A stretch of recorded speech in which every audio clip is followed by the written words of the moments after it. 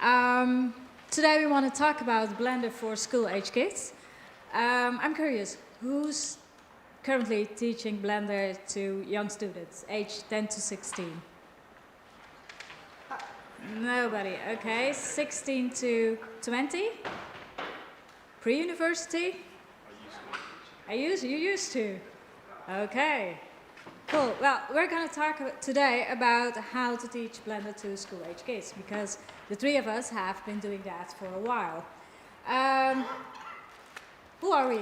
I'll start with me myself. I'm Monique. I am half of @Mind, so I'm partially also developing on the Blender compositor. And since this year, also set up a platform for teaching Blender to young students, which is called B3D 101. And here we have Tom. I'm told I run out of hands. So I'm from 3D Ami, as is Pete, and we gave a talk about this last year. We run a summer school with getting kids for 7 days, and we make a complete film beginning to end. And the kids are 14 to 18-year-old, and I'm also a UCL researching graphics and stuff. Yeah, whatever. Okay, I'm obviously Peter. You can see how close these photos actually look like to us. It's quite interesting. So I've been teaching Blender to school-age kids since 2007 with the old interface, which was really, really nasty. And you're going to see some of our work, the work that we've been doing in the last couple of years, coming up very shortly. So I'll pass back to, next slide is Tom. That's me. Have a button. Just know you should give me the button. So 3D Ami, I mentioned it just now. It's sort of the big thing which we do with students, and so it's a very large, complex event. Takes a lot of resources to run. We get in 14 to 18-year-olds, teams of 9 to 10, and they make films, and it is complete script writing, storyboarding. They make everything: characters, sets, the works. But what are the numbers? Our budget was last year quite big. This year was a bit smaller, but we still did 3 teams, this being our 5th year. And what I would say is I did give a talk last year. It's on YouTube if you're at the Blender conference. It's on YouTube if you want to see it. So we're not really going to talk about 3D Ami any further. This is just saying this is where we come from. We're now going to focus on younger students. Yes. Well, for 2 years, I've been supporting quite some events in the Netherlands, and everybody was, a lot of people and a lot of kids were screaming, I want to learn Blender, I want to learn 3D. So I started this year just with a website providing some free tutorials for kids to learn. And I've been supporting quite some events. Together with Tom, we did the Leeds event.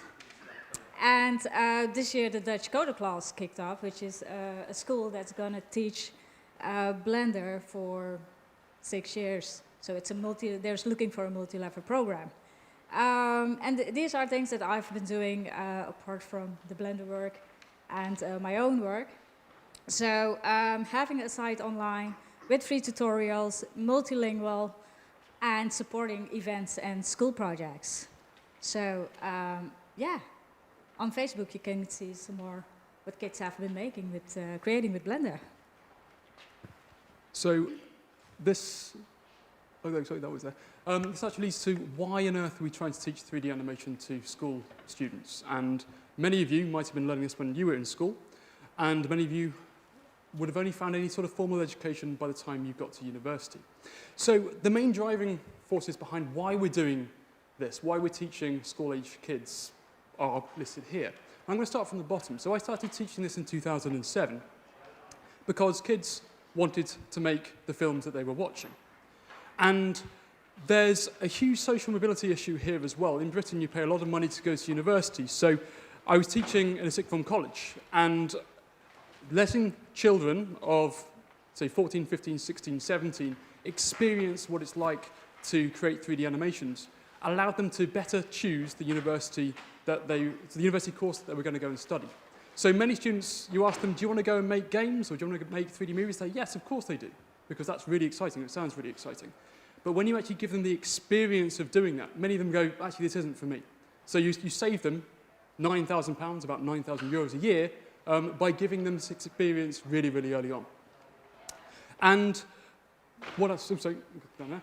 So we've got films, games motivating students, but we've also got some other stuff in there too. So we've got the idea that we want kids to be able to express themselves, and lots of children are doing 2D animation. Lots of children are using Flash, and lots of even doing stickman animations, all that stop motion, all that sort of stuff is happening. So 3D seems like a very natural progression from that. And this is allowing kids to be creative in a format that they're very used to. They are consuming this all the time, but very rarely do we actually let them make it. And the other factor, which I found so exciting, so my main job is I train computer science teachers. And you've got this idea of computational thinking. So how do you make computers do things for you? And 3D animation is all about making computers bring your ideas to life. And very rarely in the world of computer science now, if you're teaching it in schools, do you get to, I'd say, humble the computer. The computer just does what you want to. So if you want to go and search through 1 million records, it doesn't take very long, maybe a second, 2 seconds. If you want to make an animation, all of a sudden your computer becomes something which is humbled by the task you're giving it.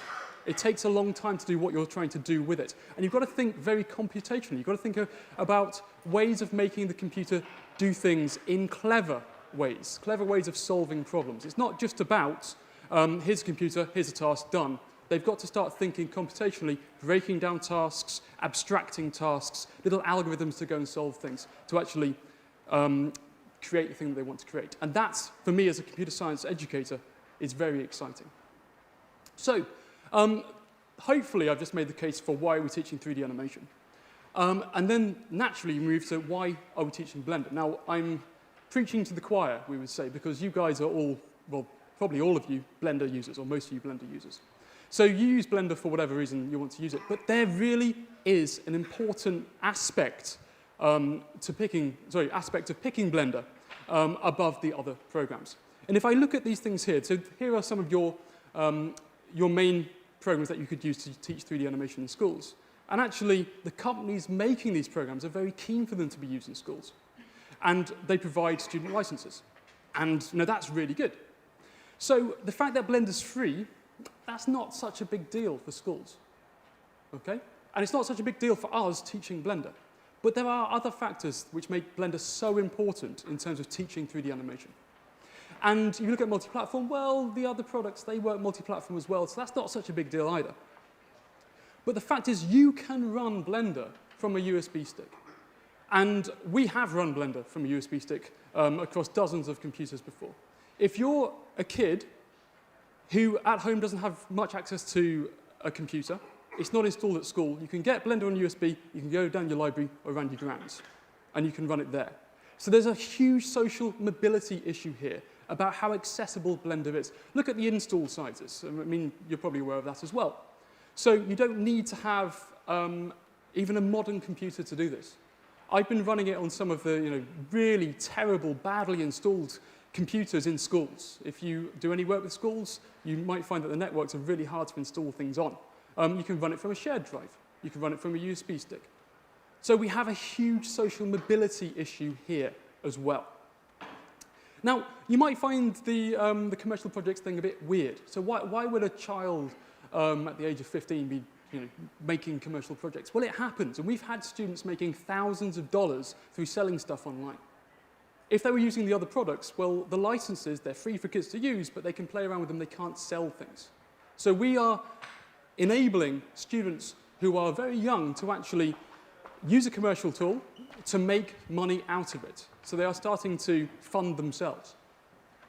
And we've got the full pipeline. So you're going to see in a second when we talk about the interface and how we teach the use of the interface. By swapping from one program to another program to another program to another program, you're going to find quickly that kids get very confused. Having one interface, the entire pipeline in one program, is really, really powerful if you want children to be developing films. If you want them to be modeling something, okay, just use a tool for modeling. That could be Blender, it could be something else. If you want them to make a film, every part of a film, you need to be talking about Blender, because the other products do not do this for you. You have to learn different things. And then I will leave you with the final one, which is students prefer it. you will have so many arguments about this. Oh, kids hate Blender, the interface is too complicated. We have the same conversation with kids using Maya, using 3ds Studio Max, using Modo. It doesn't matter. It really, for us, it seems to be what they start with. So kids preferring one thing over another, you know, it really is, you're going to see in a second, how you teach it, rather than something being more suited for children than something else. Okay. Exactly. Is Blender too difficult? I know there has been lots of remarks about this. Blender is way too difficult to learn. My experience, well, no, it's not. Kids are able, or young students can handle complex software. They're able to manage the user interface as long as you tell them where to click and just focus on certain parts of the user interface. And it really depends on how you teach them. Don't do a 20 minutes video or 10 actions in 1 minute, because they go bizarre. They lose you after 10 seconds. And so it really depends on the way you teach Blender to children. And we've done several events. The list is even longer and getting longer and longer. And the nice thing is about the Coder class. This year, the first Dutch school started teaching Blender to kids as part of a 6-year program. So they started with 12-year-olds. And I received the question, oh, does Blender has a 6-year multi-level program from 12 to 18? I was like, no, I don't know. So we managed, together with Peter and Tom, to set up a program for the first year. So they're going to start in December. But you see, schools and children moving on. They want to learn. And they've been creating amazing things, really. Button?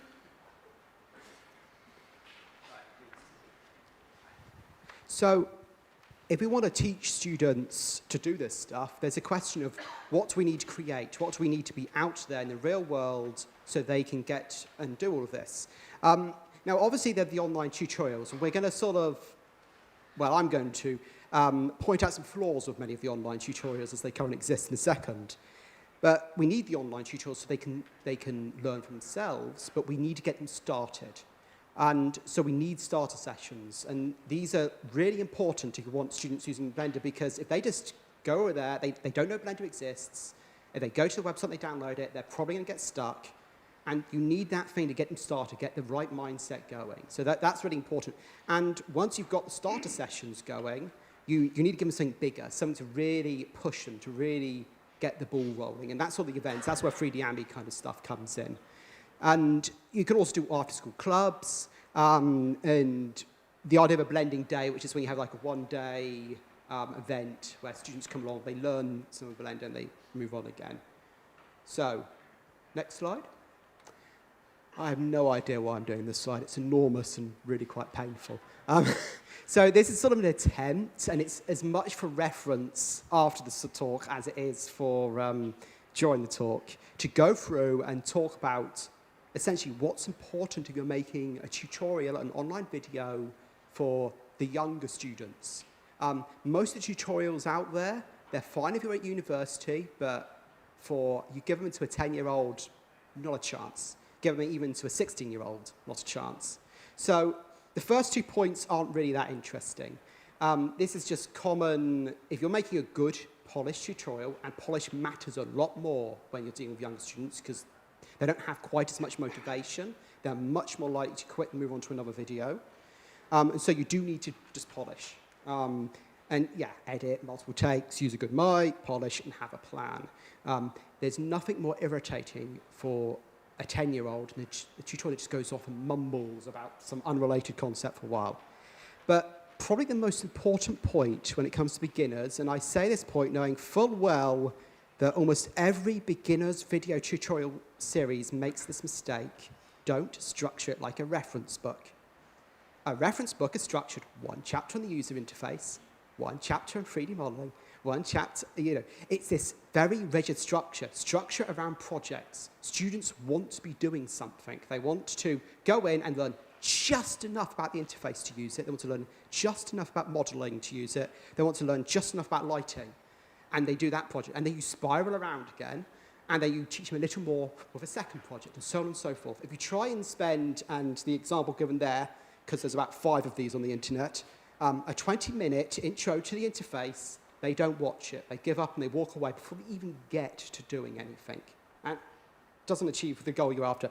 Short, attention span of students is not great, but more so than that, you want to show them something and then have them do it immediately. If you show them lots of things, they'll remember the last thing if they do it immediately afterwards, but they forget the rest. You need to give them time to reinforce it. So 5-minute video, they do something. 5-minute video, they do something. You'll see the structure in a second.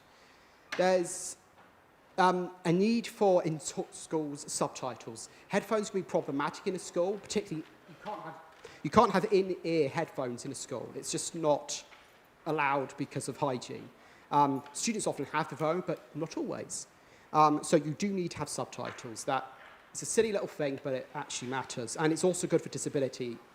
Teachers can't ignore it. They're teaching many, many students. They're making their teaching plan for all of their students.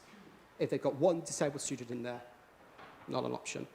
And it also just comes down to when you're dealing with younger students, once you reach university age, you can sort of do English and everybody knows it well enough to go along. But for younger students, they need to be in their own language. So if you're just doing English, you're fine for UK, America, Australia, but everywhere else can't use your tutorials. And then we can get on to even younger students. If you're talking about the really young ones, 10, 12, and I think the youngest I've ever dealt with is 6, which admittedly didn't work very well, but sort of worked. You need to make them shorter. You need to have a written version because they may not want to watch a video. And really slow it down. It means they just can't fit in 10 concepts into a single video. It needs to be like one concept for the video, they practice it, then the next video, one concept, move on. So, and yeah, repetition is on both lists. University student is self-motivated. You can say it once, and if they get stuck, they'll rewind the video and do it again.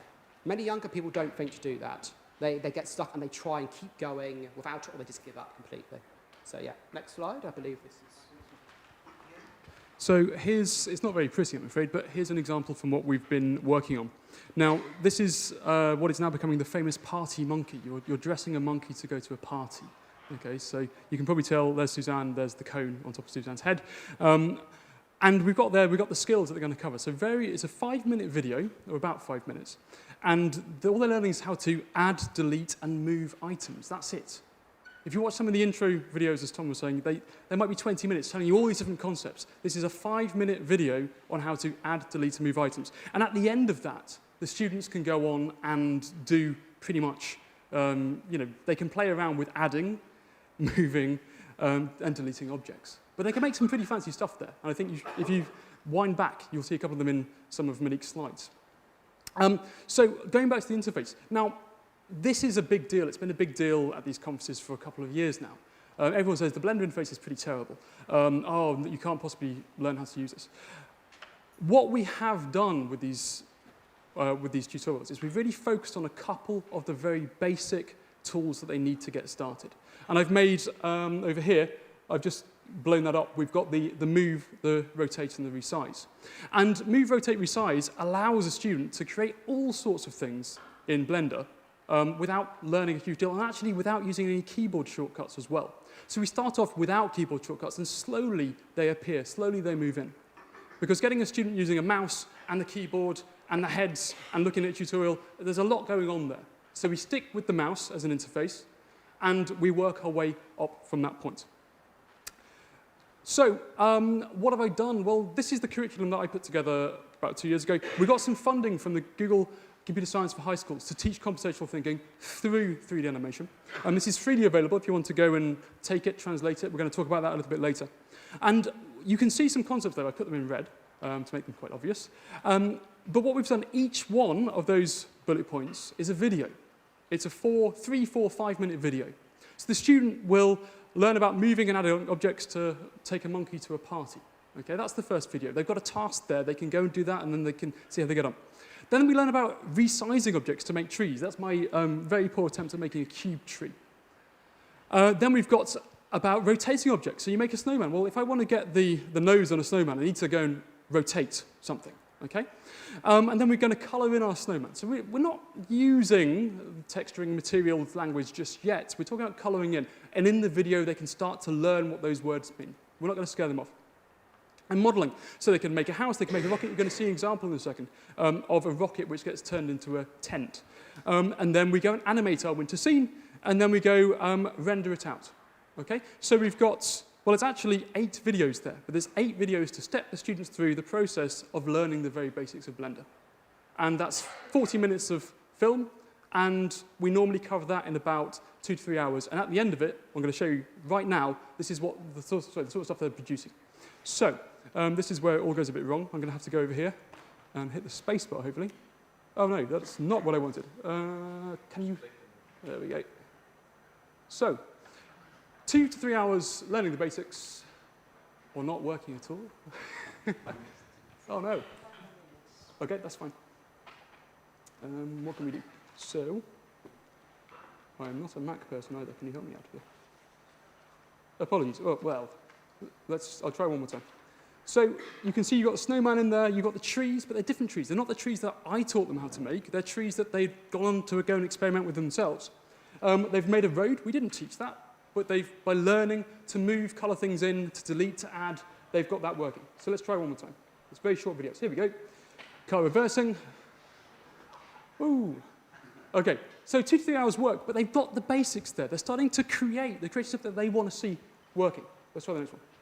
Oops, is this going to work? Maybe not. OK, here we go. This is a bit more complicated. Ah, it's not what I wanted. Try again. There we go. So we've got some double surfaces there, a bit glitchy. And there's your rocket turned into a tent. OK? Same. We've got all these ideas, they're bringing it together, putting it into something that they want to make. So let's bring this to a close. We have some resources already. And the resources are being used by hundreds, it might be over 1,000 now, but hundreds of children around Europe and beyond. We know that they work because we've used them, and they work when we use them. But we do need them translating into some other languages. And as Monique said earlier, we have Dutch, we have English, we have German and no French. No. Any French people in here? People speak French? There's a volunteer straight over there. OK, so what we have here is we have resources. A lot of it's in text, so you can just do a straight text translation. We've got the videos, they just need another kind of language track putting on them, and that will help us out. So, what else do we have? So, we want more videos creating. So we've got a little set of advice there, which Tom took you through. If you follow that, you can start adding to this big collection of videos for very young children.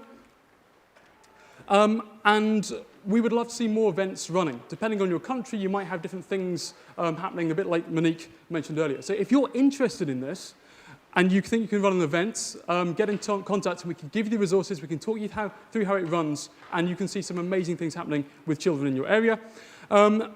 Personally, Tom and myself would love to see 3D Ami growing, so if you want to lose 8 days of your summer holiday, we can teach you how to do that.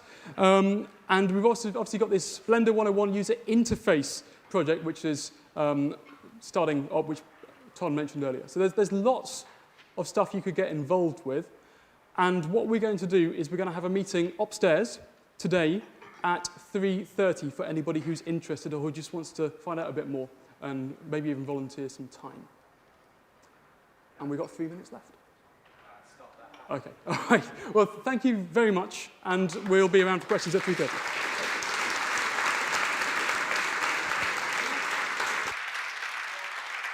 Okay.